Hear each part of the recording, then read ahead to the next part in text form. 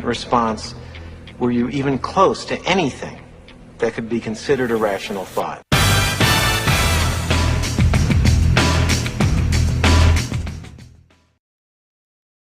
Yeah, normally that gets a chuckle out of people, rational thoughts and all that. But I got some great rational thoughts today with our guest. Make sure you click below and subscribe, get some show notes there and some really cool ideas from our guest. He is a military veteran. Thank you for your service. Husband, father of 3 crazy monkeys. I'm sorry, he means kids. And when he's not doing dad things, he's an avid book marketer and one of the best ones out there, quite frankly. He works in both publishing and book marketing, has been featured in Forbes, Huffington Post, Entrepreneur, ALLi, and even Market Watch. So he's been blessed to have worked with many New York Times bestselling authors in multiple genres and topics, including authors like Ted Dekker, Orson Scott Card, Kevin Anderson, and more. He's been a pay consultant to major publishing companies, helping with digital sales, advertisement methods, and sales optimization. Welcome to our show, Dave Chesson. Dave, how are you today? No, I'm not too bad. Thanks for having me. Do you still use the picture of you with the sunglasses and the baby from? I think they stole that and used it in Hangover, right? Yeah, pretty much, right? Yeah, I still have it. Matter of fact, I think when my little guy gets a little bit older, we'll do a recreation of it, except that, he'll be a lot bigger and I'll be like, yeah, just holding on for dear life. But yeah, and that was actually a real fun picture. We got that taken in the jungles of Sri Lanka. We're about to get on an elephant to ride through the jungle. Wow. Yeah, and my wife looks over at me and she goes, and by the way, it's a bareback on an elephant. Oh right? My gosh, yeah. And she looks over at me and she says, she's like, how are you going to ride on an elephant with our son like that? And I said, well, like this. And so I posed and my older daughter snapped a picture. But I'm not gonna lie, I got on that elephant, and like most cases as a man, I got up there and was like, oh my goodness, my wife was right. This is really stupid. So I held on for dear life and just rolled You through. You didn't say that out loud, did you? No. It's typically not. I got off the elephant at the end of it and I was like, that was easy. But nice. Needless to say. So that's the story behind that picture. Beautiful. That's great. Well, you've got this company, Kindlepreneur, and you've got so much value there and whatnot. Give us a couple ideas of what you can share today to keep us interested for the next 20, 25 minutes. Sure. Well, the biggest thing about Kindlepreneur is that I wanted to create a place where when you read one article, you're not only able to get the information you need, but you can turn around and take action. That's why you're not going to find these kind of like fluffy articles or anything. It's more dig right into it, give everything somebody needs, but more importantly, make sure that they can get something out of it. So we designed every article that way. One of the other things that's really helped me as well is that I have access to some incredibly talented programmers. And so we've created a lot of free tools throughout. And that can be from the Kindle Calculator, which translates the ABSR, the Amazon bestseller rank of a book, and actually tells you roughly how many books that day the book sold. So you can always check to see how much money other books are making. We created a book description generator. Okay. And I'm sorry, slow down that first one. I've had some people ask about that. They're asking, how do I know, how well a book is doing? And think about this, folks. When you look at the listings on Amazon, okay, it's got like reviews, fine, and maybe ranking, but how do you know how many books they might have sold? Dave's software has a brilliant algorithm that estimates that pretty accurately. Is that right? Yeah, we keep it up to date with other publishing companies and the data that's out there. This is really cool because you can use it to see if an idea is selling well or not.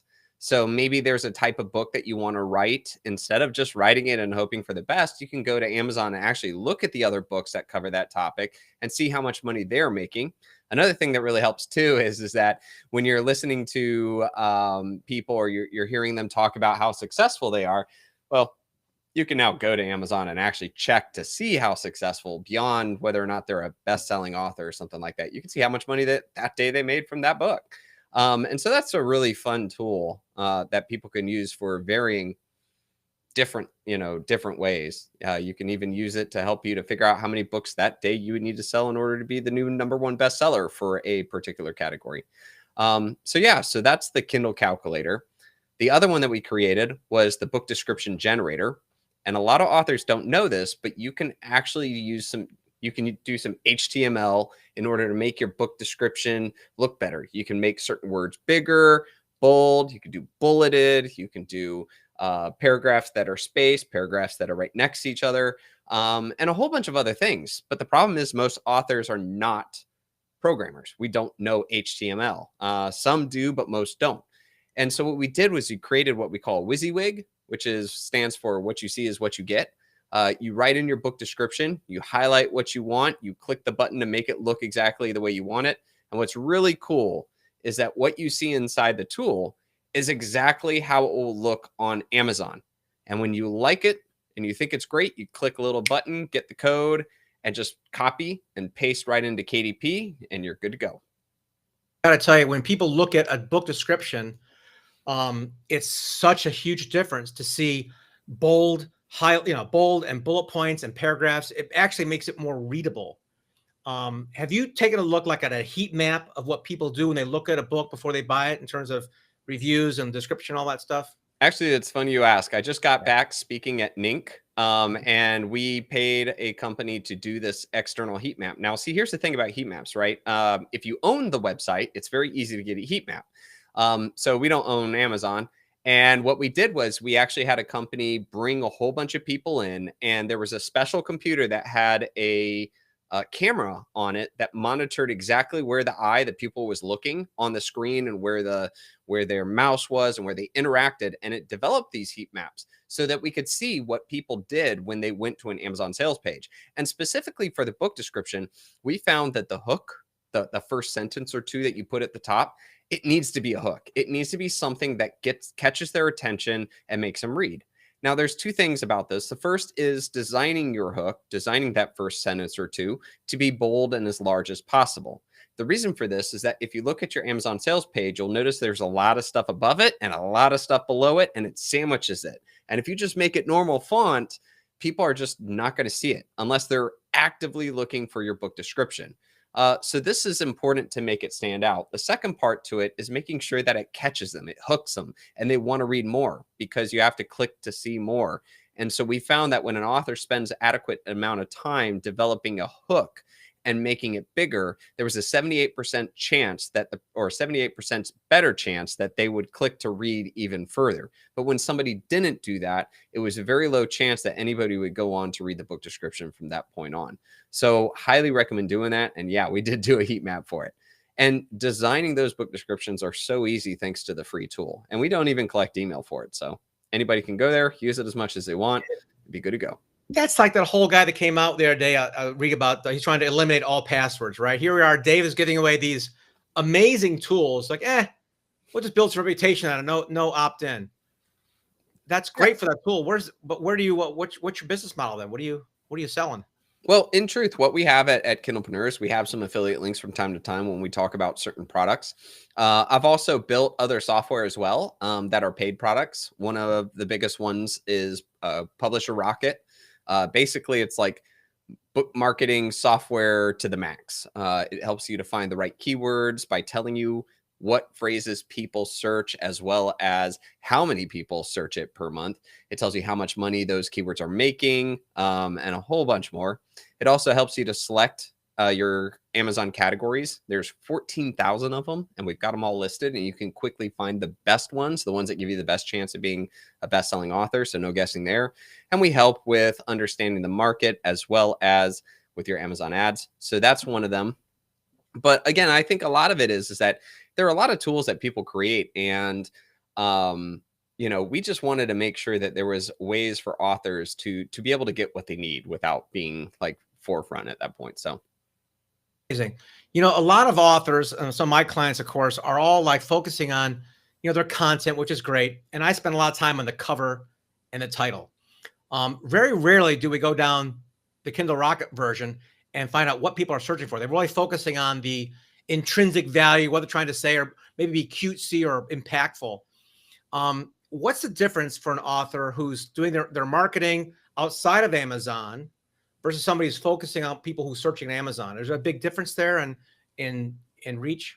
Not really. We've been analyzing a lot with so one of the reasons I changed the name from KDP Rocket to Publisher Rocket is because we Yeah. started working with Barnes and Noble and Kobo and Yeah. iTunes to try to incorporate them. The problem is that those companies are very lethargic and hard to really get motivated. But that being said, though, we've collected enough data to actually show that if a search term is very popular or more popular on Amazon than search term B, it generally is about the same proportionally. You know, it's just there's a lot less people on iTunes and a lot less people on Barnes and Noble than there is Amazon in that respect. We haven't really seen much of a difference between a particular keyword in the different markets. It just seems to be generally the same. Now, actually, to be true, to go a little bit deeper in that answer, Yeah. about 3 or 4 years ago, it was there were a couple of demographic keywords that were different. What we found was like in Barnes and Noble, there was generally an older generation on Barnes and Noble. And so there were certain keywords or phrases or types that had a higher proportion on Barnes and Noble than they were like on Amazon. This was things like how to crochet or, you know, going back to school when you're retired. Like some of those phrases actually had a higher portion. So we believe that that was probably because of the older demographic. But now, though, we think it's evened out and we think that it's just pretty much proportional. Yeah. How to buy a walker, where to get the best price on Metamucil, things like that. I get it. It's fine. Okay. Or something. But yeah, so again, that was one interesting component, but we're still trying to work with those companies to get them incorporated. They're really hard to deal with. I've done a lot of consulting with B&N Press. I really love the team that's there. I think they're phenomenal. I think that if they can actually launch the stuff that they want to, I believe it could really turn the tide between. Yeah. They're really looking at trying to open up and have deep analytics. So if you publish your book on Barnes and Noble, you'll be able to go in and actually see what keywords people typed in and then bought you. And they're going to make that like open for free so that you can see that. You can also do a whole bunch more in analytics. And the reason why I love this for them is that if they did that, I would start doing more Facebook advertising pointing to them than Amazon, because I want to know what's working so I can then take that knowledge and apply it to others. I mean, it would be brilliant. I think it's a phenomenal way to motivate authors to send traffic to them to then see what's happening. You could even look at the conversion rates too. So say, for example, you send an email that sent everybody to B&N Press. You could see what the conversion rate was from the email, you know, and then you could say, wow, well, that was much better than my last one. And so now authors have a little bit more power because they have the ability to look in. Now, before everybody gets super excited about this, the problem is, and this is pretty much the thing across all of these major markets, is that while the B&N Press team is phenomenal and they're great, they're kind of treated like the stepchild in a very bad relationship. And this is just kind of my feeling from what I've heard up the chain, but they don't have the power to make those changes. And so they're fighting a huge bureaucratic war, and I don't really think they're winning. So you mean a war between Barnes and Noble corporate and the press, right? Right. Well, no, Barnes and Noble, everything, because there's so many, because Barnes and Noble is just bought by a company in Europe. And on top of that, so even before the purchase, it was a bit of a pain because everybody else had a much bigger voice than what B&N Press had. You know, the self-publishing arm of it. And then they got bought by this bigger company, and that bigger company is trying to turn it into something else as well. And I just think that they're left way behind. But if they gave them control and gave them the authority to implement those things efficiently and effectively, I really think that that one particular idea would be a game changer and would make more authors give them more attention and credence and focus because of the power of that information. You know, I don't never thought about this, but you know, we're saying like Amazon owning the world now, right? Everything gets bought from Amazon, whether it's, you know, toothpaste or books. And we think they're in control, but I'm guessing there's a lot more self-published books than published books on Amazon. Is that true? Oh, there are a lot more on Amazon. So. Absolutely. Yeah. So if all the if most, or if even some hefty percentage of self-publishing authors knew, and this in the future, of course, the ability to track their traffic to Barnes and Noble and drove traffic there, it could make a dent on the gorilla there, 800 And pounder. that's exactly what I'm telling them is that if Yeah. their true desire is to not just get more books on them, but Mhm. to motivate authors to send people to them, because that's what nobody's really doing that. When we send out an email, we may put a link to be an impress, to Barnes and Noble, but we don't push Barnes and Noble. We push Amazon and Amazon #1. If somebody's like, "Hey, Dave, where could I get your book?" I send them the Amazon link because I just assume that's going to work. Well, if they really want to drive more traffic and more buyers, something like that is the way to do it.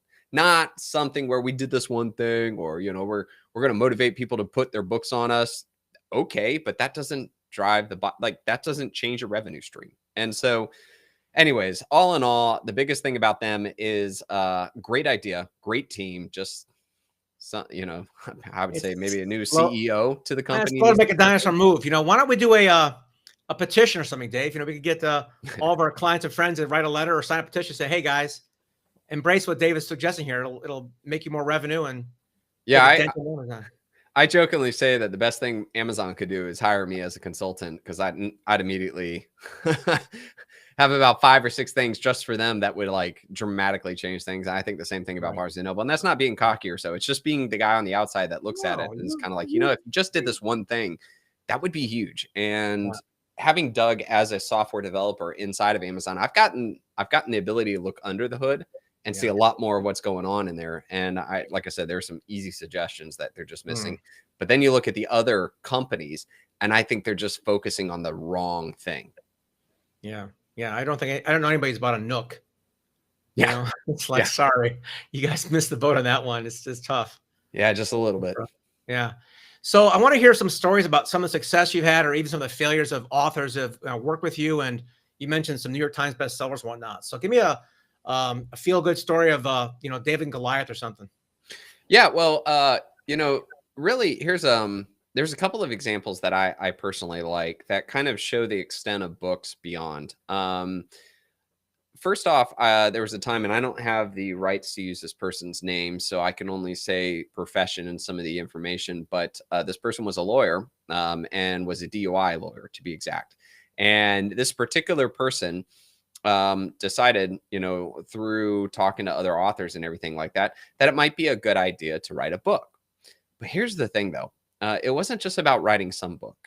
Instead, kind of working with him, realized that, hey, his #1 clientele are those who get in trouble, right? Those who get a DUI.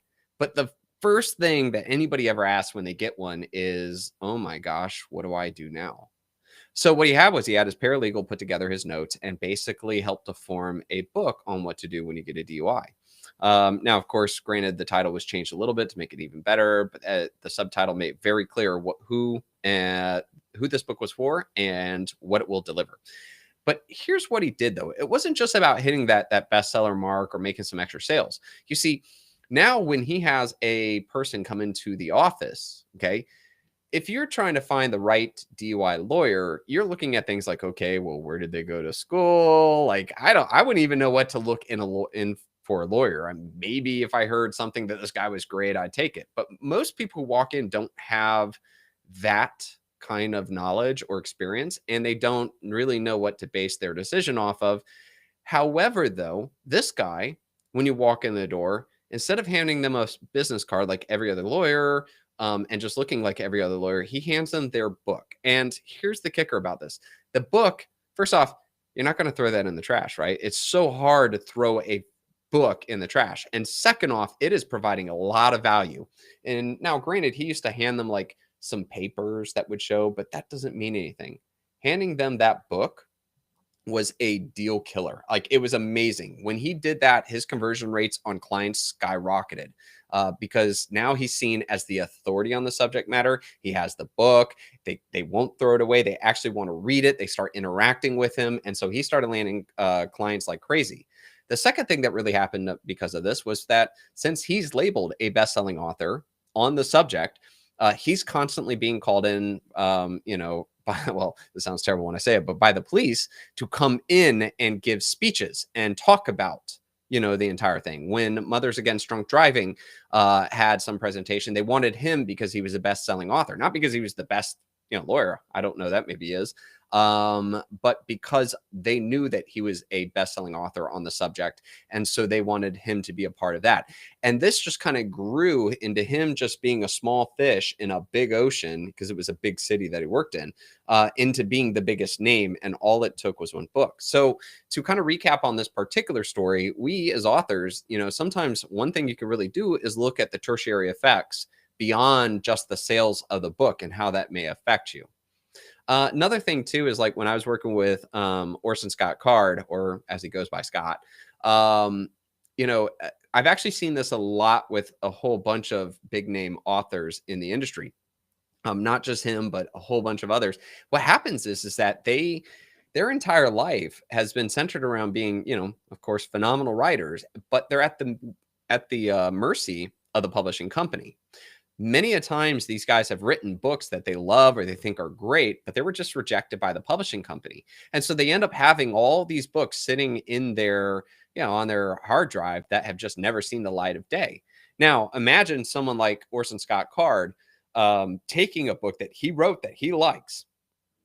And then if he learns the self-publishing mode, okay, so he finds his own editor, because he's always just dependent on the publishing company. He gets a book cover done, and then he just publishes it, and it's a new Orson Scott Card book. And by the way, he gets the 70% of the sale instead of what he gets based depending on the deal he signed or which publishing company it is. That's a huge opportunity. So it's like, for a lot of these authors, they have a lot of works that have never seen the light of day, only because they've always been a part of the gatekeepers of the publishing companies, and whether or not the company wanted to pay for that or not. And so now they're starting to say, you know what? I've got some works. That's some money I've just left sitting there. And so a lot of these bigger authors are now getting into it because they see the point.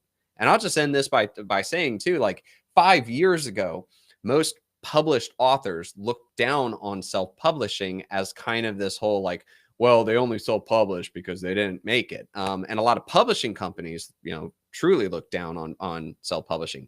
But the tide is completely turning.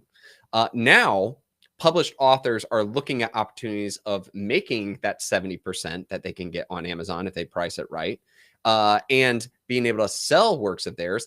And now publishing companies are actually looking at authors, self-published authors, as potential clients, which makes complete sense, right? Publishing companies want to sell books that they know are really good, or from authors that know how to sell, that have a name or something like that, right?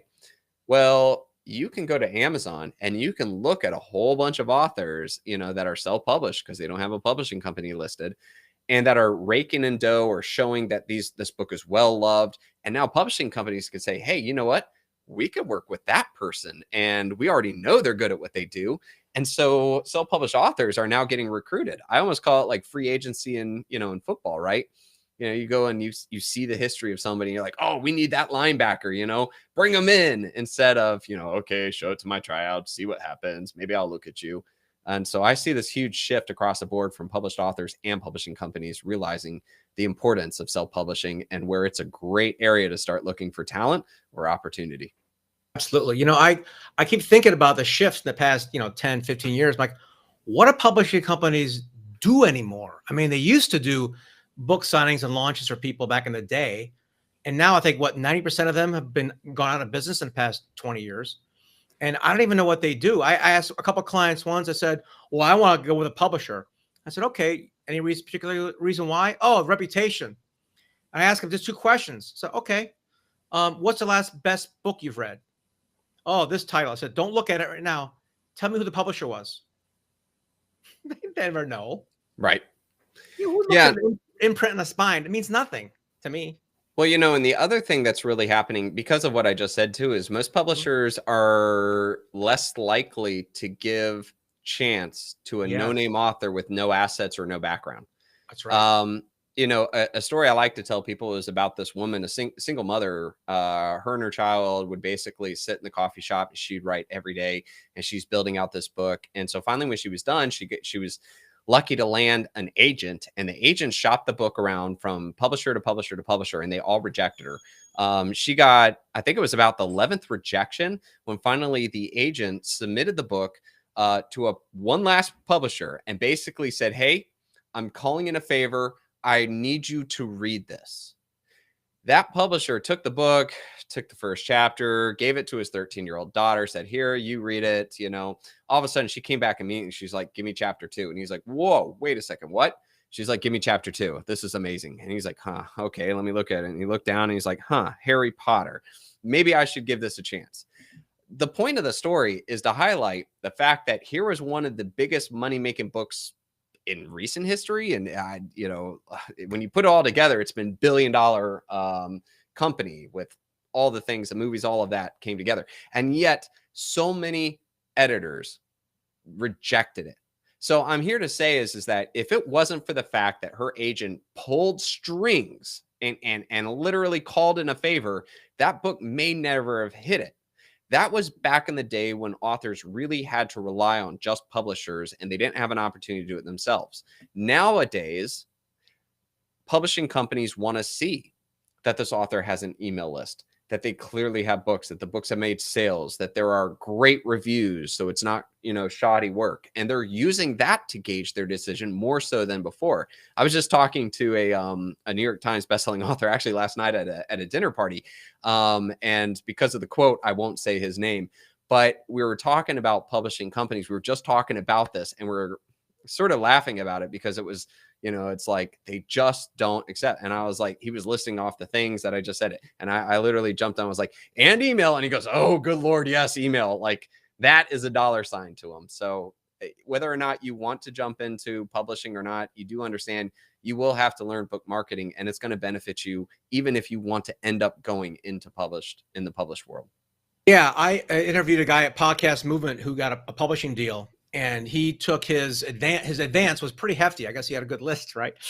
But he had to take his entire advance plus some money and he invested 6 figures in his marketing to launch his own book for a publishing company that owned the rights to his book.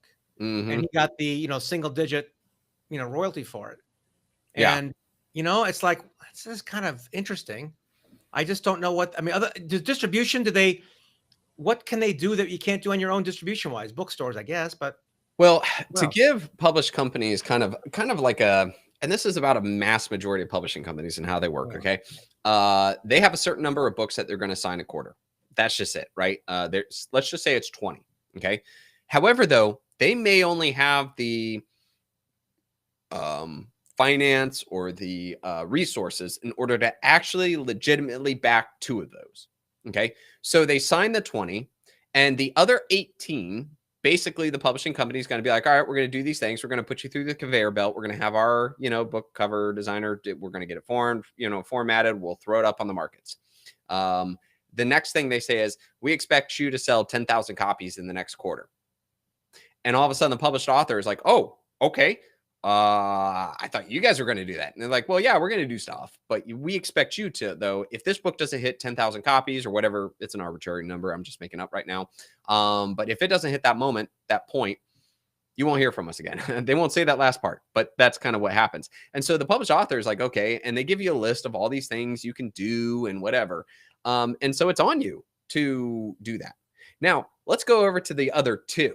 Okay. Those are the ones where the publishing company believes is going to be their biggest hit, and therefore they're going to put the most into it to help it get and to actually, like, not only will that author do some marketing themselves, but the company will roll up its sleeves and do a lot of marketing.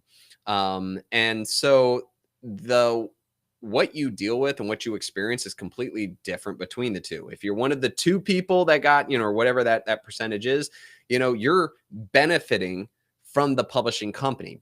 And I would also say too, one sign that you're probably going to be in that team is if they paid you up front and they paid you a good amount of money. The reason for that is you as an author got the money and they're going to work to get their money back. Okay. They're not going to give you $100,000 and, do nothing. And oh boy, they only sold 10,000. Right. So if your contract gives you money up front, there's a good chance they're going to work to at least get their money back. So that's a sign that you're in the better group. If you're not, if you didn't get that really nice upfront cash or so, what you are is a gamble, a low cost, low risk gamble. They're going to gamble on you, see if it works. Hey, if you sell it, good. And if you do hit your mark, then they'll be like, oh, interesting. Maybe we should do more with this. If you don't hit your mark, it's going to be one of those cases where, and you see it on Facebook groups or whatever, the author feels like, you know, their book is held ransom because they didn't hit their mark. And now the publishing company doesn't talk to them. They won't answer their emails. They no longer respond. And the author can't do anything about their book. Even if they wanted to change the cover or improve it or do ads, they got nothing. And so the term I see time and time again is their book is held ransom. Yeah, it's not technically their book anymore, right? They sold the rights for royalties. The IP belongs to the publisher. Exactly. So And some actually will buy back the IP, especially if they hit success later, and then they want their book back so they can give it a chance because they, you know, it's their baby. I've seen that a lot too. Yeah, I think Kiyosaki did that. I think he did self-publish first, then got a publishing deal, then went back to self-publishing, I think, and I talked to him. What's if you had to give a new author some advice on what they could do, like, you know, the top 3 or 5 things they could do? I know there's like 1,000 things you can do, but what would be the top handful of things a person could do to position their book properly and also market it? Well, that could be like an all-day response right there. There's a website called Kindlepreneur. That's devoted. That's right. I would say kindlepreneur.com, folks. He's got a lot of great information there, a lot of free good stuff too. So yeah, I would say, you know, and I know a lot of people don't like to hear this answer, but man, the book cover makes or breaks a book. You know, I know we like the old adage of never judge a book by its cover. But when it comes to book marketing, everybody judges a book by its cover. The cover helps me to know who this is for, what it does, what kind of story it is, depending on its fiction or nonfiction. Like case in point, like, you know, when I was working with Scott, Orson Scott Card, he told me the story about Ender's Game. And this to me has changed the way I look at things. When he wrote Ender's Game, which is a Hugo Nebula award-winning book, there was a movie made out about it, but it was written back in the 80s. He had said that he presented the book to the publishing company and they showed him this cover. And for anybody who remembers the original cover, it was like a giant spaceship, but there was a little spaceship coming out of the dock and then flying away, right? Well, Scott was ticked. He hated it. He was like, that's not my book, you know, like there's no scene like that. And the publishing company goes, Scott, look, it's not supposed to be a scene of your book. What it is that this is a sci-fi military book. And so we've chosen what a sci-fi military reader would expect to see on a sci-fi military cover. So this is the cover you get. Now, Scott, like years later, like all of a sudden realized they were so right. It was about that. And I started laughing at that point when he told me this, because I was like, Scott, that's exactly how I found you. I was like, I was in a library. I got in trouble. The librarian sent me to the back. She was like, you're going to go find a book and you're going to read it in 1 week. And if you don't, I'll report you to the principal, you know, because I was being a middle schooler, you know. And so I walked back there and I was literally just perusing. I had no idea what I wanted. And I saw on the spine of a book, a spaceship. And I was like, I like Star Wars. I'll give it that a try. Pulled it out. It was like one of my all-time favorite books. And it was just because I looked at the cover. I didn't even read the back. I just saw, this looks like my kind of book. I will go for it. And so I say, from a marketing standpoint, if you confuse, you lose. So if your book, if you get way too cutesy or creative, or you try to, you know, create something so original, like, the market might not understand what you're going for and therefore not know what kind of story you're trying to sell. Or also the market might not know who this is for. Okay. A great example for this in nonfiction is a book that was on going back to school. And all it had was an image of a school. Okay.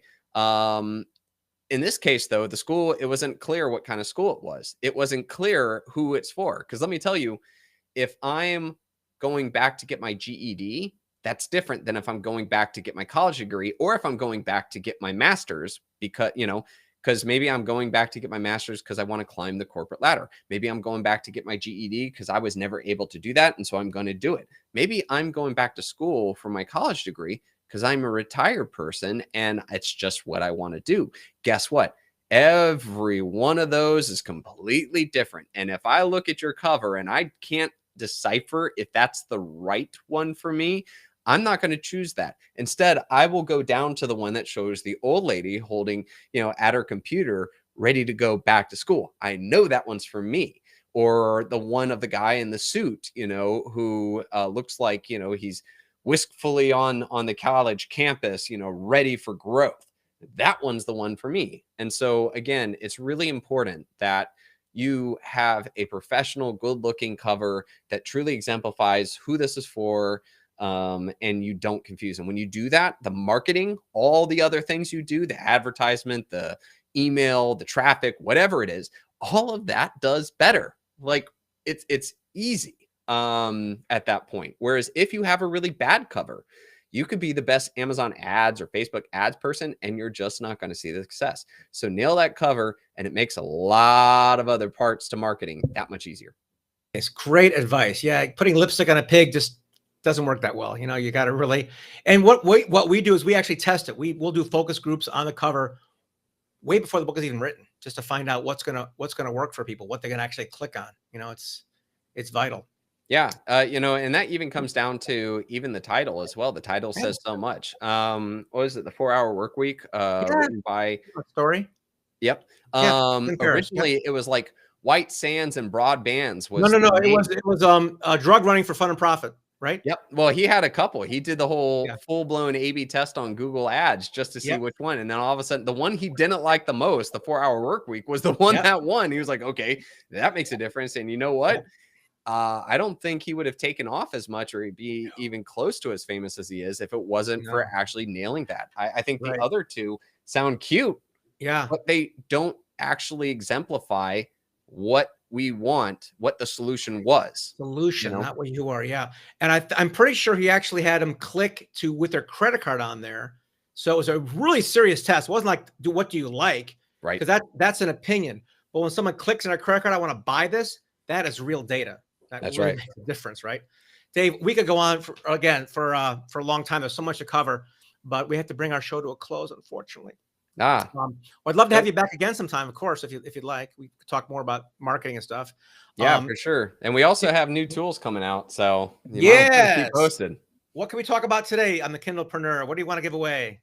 Well, I'll do two quick ones. What do you want? Yeah, go ahead. We have the QR code generator that we just came out, but we're also coming out with an ISBN barcode generator in the next week or two. So we're always coming out with new tools. But the biggest one, though, is the one that I think is really going to change the entire author community. For years, the only way to format your book, the best way to format your book was using Vellum, which only works on Mac. It's also really expensive, and there's a lot of features that they've just never done. Well, in about a week, we'll be launching publicly a software called Atticus.io that is pretty much Vellum, but has a lot more features, better chapter theme templates, and even a chapter designer inside of it. And it's going to be $100 cheaper than Vellum as well. So we're really excited about that. Oh my gosh, we're spending money on Adobe InDesign with people doing things, manually on our books. That's great news. Yeah, and we're going to take it even further because the truth is, it's not just going to be a book formatting software. My goal is to basically make it be a place where you can plan, outline, write, collaborate, and then format all in one. And so I like to describe what we're going to turn this into very soon is if Scrivener, Google Docs, and Vellum got together and had a baby, its name would be Atticus. And it'd be easier to use in Scrivener because Scrivener is beautiful, but I need a big ass screen to get that thing to go. You don't need to pay $200 to buy a course on how to use it. Let's just put it that way. Right. Yeah, give the UI. Dave, thank you so much. Kindlepreneur.com, folks. Go there. He's got some free tools for you. And if you really want to come out with a properly done book, get Publisher Rocket. It's a great tool, and your title will rock. Dave, thanks so much for being on the show today. I appreciate it. Absolutely. And again, thanks for having me. You bet. That concludes the show today. Don't forget to click below and subscribe on either iTunes or our show, whatever. There's some free goodies for you. This is Doug Crow with the Author Brand Show. Have a good one.